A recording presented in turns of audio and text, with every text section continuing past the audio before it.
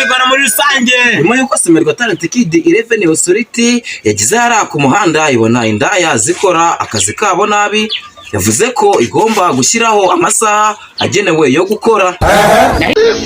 Nimugoroba nta gukora, kandi ku cyumweru zigakoramo umunsi umwe zikajya mu rusengero gushima Imana yuko abahaye igicuruzwa kidahomba. Iyo ni impamvu. Nyuma y'uko umuyobozi w'iki kigo yarebye ibona indaya ziri kurusha amafaranga abacuruza ibicuruzwa byabo barangura muri Mumbai, yavuze ko ari ugushyirirwaho umusoro ukakaye 3%.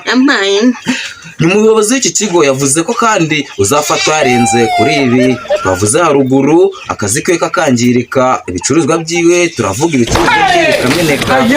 Azagira icyo abaza umuyobozi w'iki kigo kubera ko azaba yakoze mu masaha atemewe. Nukuri kw'Imana. Umuyobozi w'iki kigo kandi akavuga ko uzafatwa yarenze kuri aya mabwiriza azahanishwa igihano cyo kwamburwa ubusa bwe burundu.